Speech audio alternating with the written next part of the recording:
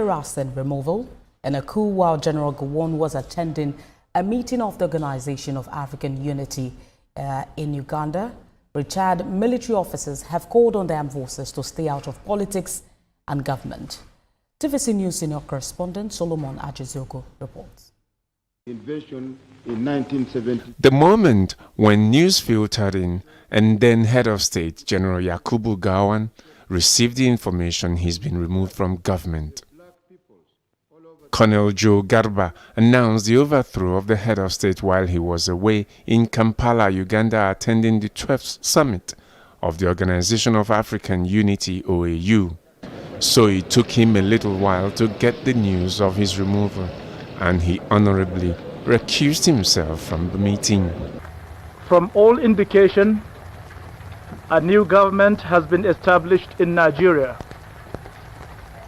I wish to state that I, on my part, have also accepted the change and pledged my full loyalty to my nation, to my country, and the new government. Thank you. This was how Gowon's leadership of Nigeria ended 3 days before it clocked 9 years. Officers led by then Brigadier General Murtala Muhammad had removed General Gowon in a bloodless coup on the 29th of July 1975. The armed forces, having examined the situation, came to the conclusion that certain changes were inevitable.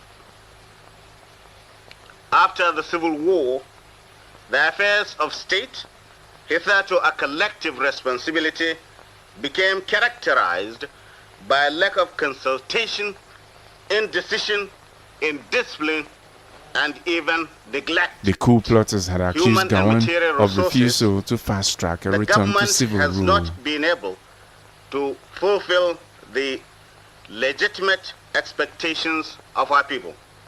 The officers installed General Murtala as head of state and Olusegun Obasanjo as his deputy. It was shocking. But in fact, he didn't even know there had been a coup.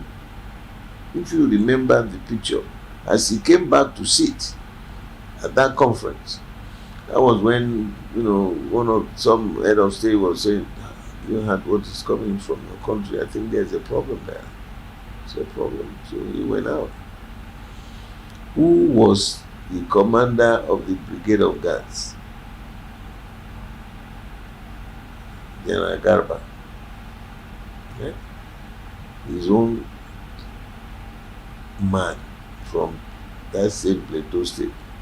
After the assassination of Murtala in an unsuccessful coup, General Obasanjo took over and led Nigeria to a civil democratic rule 3 years later. Many people's careers were truncated. People who would have risen to the rank of general ended up coming less than that because of their involvement in the political responsibility of the military. What the civil authority should be doing, and in many cases, or in some cases, are doing, to ensure that the military does not intervene in governance again, will include, among many other things, ensuring that we have a promotion of good governance, transparency, and accountability.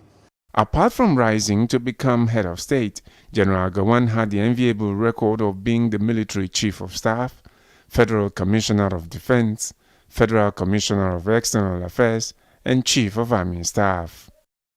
General Gowon had the task of leading Nigeria through a 3-year grueling civil war, after which he was able to keep Nigeria one.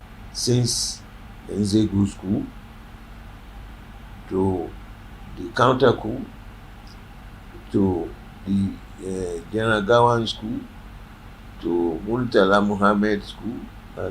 So you look at it. Look at how we got unnecessarily divided.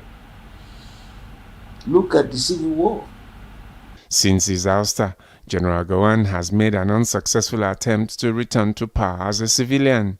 With the way they have relinquished power and come out neatly, they proved the point that, the dispensation for such tendencies are over.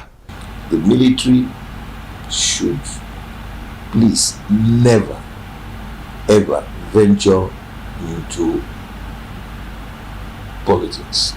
The history must be written.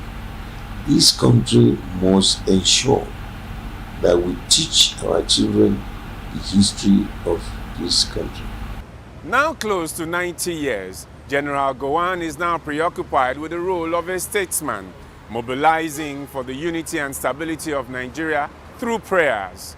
May his prayers for the country never be in vain.